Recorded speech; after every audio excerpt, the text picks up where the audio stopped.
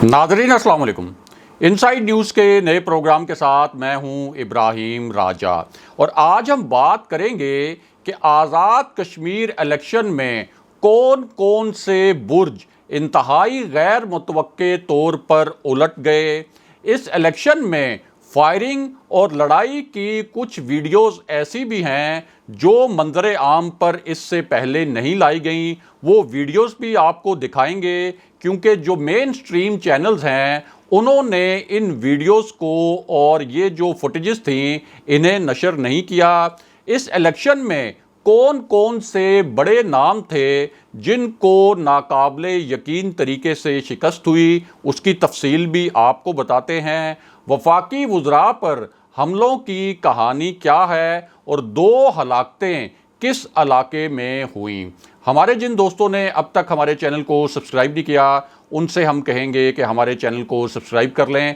ताकि उन्हें अहम मालूमात बर वक्त मिलती रहें। अब वापस आते हैं आज के मौजू पर, यानी आज़ाद कश्मीर इलेक्शन में कौन कौन से बड़े बुर्ज उल्टे और 2 हलाकतों का मामला क्या है। सबसे पहले आपको बताएं कि ये जो इलेक्शन था, इस इलेक्शन में पाक फ़ौज का क्या किरदार था। कुल मिलाकर कुछ 40,000 पुलिस एहलकार इस इलेक्शन में हिफाजती ड्यूटीज़ पर मामूर किए गए थे और फिर जो हसास पोलिंग स्टेशंस थे उनके मुतल्लिक ये रिक्वेस्ट की गई थी कि वहाँ फ़ौज तैनात की जाए। यानी ये जो फ़ैसला है, जो कि कुछ जमातें ये कह रही हैं कि ये तासुर दे रही हैं कि ये फ़ैसला ख़ुद कोई फ़ौजी क़यादत ने किया था, ये फ़ैसला फ़ौजी क़यादत ने नहीं किया था बल्कि आज़ाद कश्मीर इलेक्शन कमीशन की जानिब से ये रिक्वेस्ट आई थी कि हसास पोलिंग स्टेशन से कुछ ऐसी इत्तलात मौसूल हो रही हैं कि वहाँ पर सूरत हाल तशवीशनाक हो सकती है, इसलिए इन हसास पोलिंग स्टेशंस पर पाक फ़ौज के दस्ते तैनात किए जाएँ। अब इस पूरी सूरत हाल में जब आज़ाद कश्मीर का इलेक्शन हो रहा था तो 2-3 इलाके ऐसे थे जहां बहुत गैर मुतवक्के तौर पर फायरिंग भी हुई और जो सियासी कारकुन थे मुख्तलिफ जमातों के, वो गन्स लेकर, पिस्टल्स लेकर भी पोलिंग स्टेशंस के अहाते तक पहुंचने में कामयाब हो गए। इसमें कुछ वीडियोस भी आपको दिखाते हैं, कुछ फुटेजेस भी आपको दिखाते हैं जो पहले मीडिया पर नहीं चली। एक तो आपको बताएं कि जो गुजरात का इलाका है, यहाँ तहरीके इंसाफ के कारकुनों पर तशद्दुद किया गया नून लीग के कारकुनों की जानिब से, क्योंकि यहाँ पर नून लीग और तहरीके इंसाफ के कारकुन आमने सामने आ गए थे और ऑफिशियली तस्दीक की गई है कि 4 तहरीके इंसाफ के कारकुन गुजरात में ज़ख्मी हुए। इसी तरह LA 32 जो आज़ाद कश्मीर का हलका था, इसके पोलिंग स्टेशन नंबर 54 में सियासी जमातों के जो कारकुन थे उनकी जानिब से तो पुलिस पार्टी पर ही हमला कर दिया गया और ये जो हमला था ये ख़वातीन पोलिंग स्टेशन जो थे उनके करीब पेश आया, क्योंकि जो सियासी जमातों के कारकुन थे वो ख़वातीन को पोलिंग स्टेशंस पर जाने से रोक रहे थे। पुलिस ने उनको ऐसा करने से मना किया, जिस पर सियासी जमातों के कारकुनों ने पुलिस पार्टी पर ही हमला कर दिया। दूसरी जानिब जो आज़ाद कश्मीर का इलाका है समानी, वहाँ भी एक बड़ा पुरतशद्दुद वाक़या सामने आया और ये वाक़या एक ऐसे वक्त में सामने आया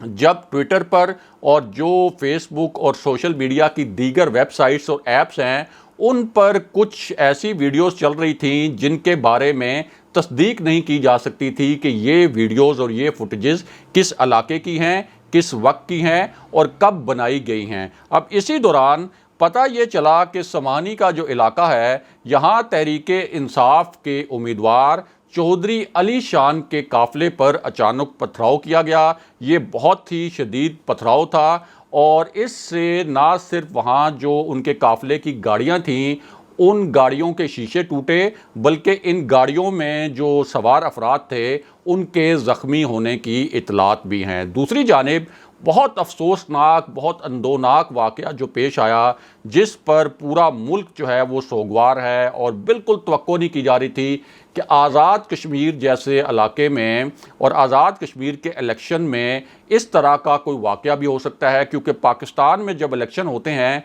तो उसमें तो कभी कभार कोई फायरिंग के वाक़यात हमें देखने में, सुनने में मिलते हैं। خیبر پختونخوا کے کچھ علاقے ہیں یا اندرون سندھ کے کچھ علاقے ہیں، وہاں اس قسم کی کوئی فائرنگ کے اطلاعات ملتی ہیں، خاص طور پر جو حساس پولنگ سٹیشنز ہوتے ہیں، لیکن آزاد کشمیر میں اس طرح کے واقعات جو ہیں وہ پہلے نہیں ہوئے۔ اب جو کوٹلی کا علاقہ ہے وہاں پر ہم نے جو مناظر دیکھے، اور یہ مناظر اس وقت آپ ہماری اسکرین پر بھی دیکھ سکتے ہیں کہ کس طرح سے آزادانہ طور پر وہاں پر فائرنگ کی گئی،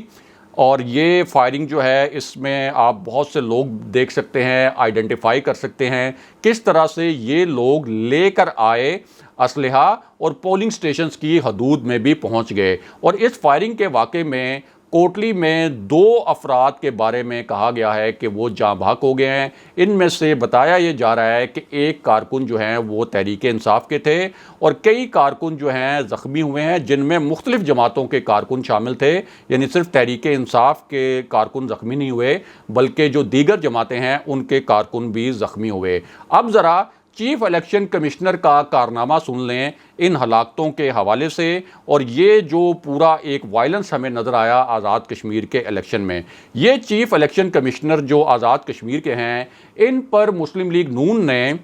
بھرپور اعتماد کا اظہار کیا تھا، بار بار یہ کہا تھا کہ چیف الیکشن کمشنر اور آزاد کشمیر کا جو الیکشن کمیشن ہے یہ بہت با اعتماد ہے اور زبردست کام کر رہا ہے۔ یہاں تک کہ جب علی امین گنڈا پور کو کشمیر آنے سے روکنے کے احکامات جاری کیے گئے تھے تو اس وقت مریم نواز نے کوٹ کر کے اپنے جلسوں میں یہ کہا تھا کہ آزاد کشمیر کا جو الیکشن کمیشن ہے اس نے بہت زبردست احکامات دیے ہیں، یعنی ایک طرح سے پورا ایک اعتماد کا اظہار کیا گیا تھا چیف الیکشن کمشنر پر اور آزاد کشمیر کا جو الیکشن کمیشن ہے۔ اب ان سے یہ سوال پوچھا گیا، یعنی چیف الیکشن کمشنر سے، کہ یہ جو فائرنگ ہوئی ہے، یعنی 2 افراد جو ہیں وہ جاں بحق ہو گئے، کتنی جگہوں پر تشدد ہوا، تو اس پر آپ کیا کہیں گے؟ اب ہونا تو یہ چاہیے تھا کہ وہ کوئی شرمندہ ہوتے یا کہتے کہ ہم آئیڈینٹیفائی کر رہے ہیں ان لوگوں کو جنہوں نے فائرنگ کی ہے۔ یہ چیف الیکشن کمشنر انہوں نے آگے سے بڑے طنزیہ انداز میں جواب یہ دیا کہ اچھا ماشاء اللہ کے الفاظ استعمال کیے جب ایک صحافی نے ان سے سوال کیا کہ آپ جو ہیں ایک پرامن طریقے سے اس الیکشن کو کروانے میں ناکام ہو گئے ہیں، اور یہ وہ چیف الیکشن کمشنر ہیں جن کو نون لیگ کا بھرپور اعتماد بھی حاصل تھا۔ دوسری جانب ان سے یہ پوچھا گیا کہ آپ جو ان لوگوں کو، یعنی یہ جو نظر آ رہے ہیں فوٹیجز میں، اور ان کو کیا آئیڈینٹیفائی کر کے کوئی پولیس کے ساتھ آپ رابطے میں ہیں، فوج کے ساتھ رابطے میں ہیں، تو اس کا بھی انہوں نے کسی قسم کا کوئی جواب نہیں دیا، اور ان کی باڈی لینگویج سے یہ لگ رہا تھا کہ ان کو پرواہ ہی نہیں ہے کہ 2 افراد جو ہیں اس الیکشن میں جاں بحق ہو گئے ہیں، کئی افراد جو ہیں وہ زخمی ہوئے ہیں، اور چیف الیکشن کمشنر کے طور پر ان کی جو رسپانسبلٹی بنتی تھی وہ رسپانسبلٹی وہ پوری نہیں کر سکے۔ بہرحال اب واپس آتے ہیں کہ اس الیکشن میں کون سے بڑے برج آمنے سامنے تھے جو الٹ گئے، اور ساتھ ہی آپ کو ایک بہت ہی خطرناک نوعیت کے سٹیٹمنٹ سے آگاہ کرتے ہیں جو اسی الیکشن میں سامنے آیا، اور یہ سٹیٹمنٹ سامنے آیا ہے نون لیگ کے جو امیدوار ہیں اسماعیل گجر نے اس الیکشن میں، جو کہ نون لیگ کے امیدوار تھے، ایک ایسا بیان دیا، یہ کوئی نجی محفل میں دیا گیا بیان نہیں تھا، کوئی دوستوں سے بات کرتے ہوئے انہوں نے نہیں کہا، یہ کوئی آڈیو لیک نہیں تھی، کوئی ویڈیو لیک نہیں تھی، انہوں نے آن کیمرہ یہ بیان دیا، اور اس بیان میں انہوں نے کہا کہ یہاں پر جو مبینہ دھاندلی ہو رہی ہے، اس مبینہ دھاندلی کو نہ روکا گیا تو ہم پھر انڈیا کو پکاریں گے، ہم بھارت سے مدد لیں گے۔ یعنی آپ اندازہ کریں کہ بھارت کو سے مدد لینے کا بیان انہوں نے ویڈیو سٹیٹمنٹ میں دیا۔ ابھی یہ الیکشن چل رہا تھا، ابھی تک کوئی اس طرح کے شواہد سامنے نہیں آئے تھے کہ ان کے حلقے میں کوئی دھاندلی وغیرہ ہو رہی ہے، لیکن اپنے ویڈیو سٹیٹمنٹ میں انہوں نے کہہ دیا کہ ہم بھارت کو پکاریں گے۔ یہ نون لیگ کے جو امیدوار ہیں انہوں نے یہ بیان دیا جس کی بہت زیادہ مذمت کی گئی، یہاں تک کہ پی ٹی آئی کو تو آپ چھوڑ دیں، ظاہر پی ٹی آئی نے تو مذمت کرنی تھی، وہ ایک حکومتی جماعت ہے، خود جو اپوزیشن کی جماعتیں ہیں انہوں نے بھی کہا کہ یہ ایک انتہائی غیر ذمہ دارانہ بیان تھا جس میں انہوں نے یہ الفاظ بولے کہ ہم مدد کے لیے انڈیا کو پکاریں گے۔ ذرا وہ جا کے مقبوضہ کشمیر میں دیکھ لیں کہ کس طرح کے وہاں پہ انتخابات کا ڈھونگ رچایا جاتا ہے، اور کس طرح سے کشمیریوں کے اوپر ایک ریاستی جبر کا سلسلہ جو ہے وہ نریندر مودی نے وہاں پر مسلط کیا ہوا ہے۔ تو وہاں آپ نریندر مودی سے ہیلپ لیں گے، نریندر مودی کو پکاریں گے۔ آزاد کشمیر کے حوالے سے یہ جو بیان تھا ان کا، اس کو بڑا کنڈیم کیا گیا۔ بہرحال اب آپ کو بتاتے ہیں کہ 12 بڑے مقابلے اس الیکشن میں متوقع تھے، جو آزاد کشمیر کے 33 حلقے تھے۔ ان میں سے حلقہ LA29 مظفر آباد جو تھا، یہاں سے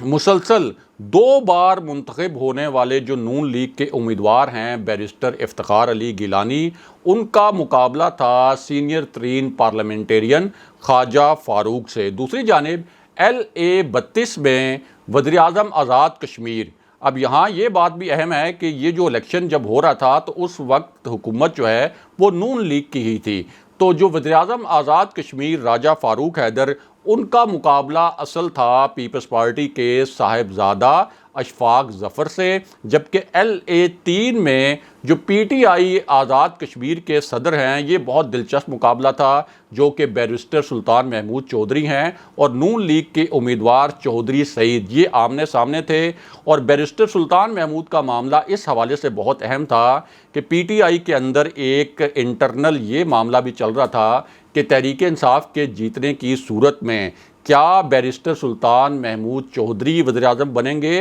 یا پھر سردار تنویر الیاس جو ہیں وہ وزیر اعظم بنیں گے۔ اس حوالے سے یہ مارکہ بھی بہت اہم تھا، جبکہ LA15 باغ 2 سے PTI کے سردار تنویر الیاس، جو کہ وزارت عظمیٰ کے کینڈیڈیٹ کے طور پر PTI کی جانب سے سامنے آئے تھے، ان کے اور نون لیگ کے مشتاق منہاس خان کے درمیان مقابلہ تھا۔ یہ سب سے بڑے مقابلے تھے اور انہی کے متعلق کہا گیا تھا کہ ان سے فیصلہ ہوگا کہ آزاد کشمیر کی جو آگے سیاست ہے اس کا رخ کیا ہوگا۔ اگلے پروگرام تک کے لیے خدا حافظ۔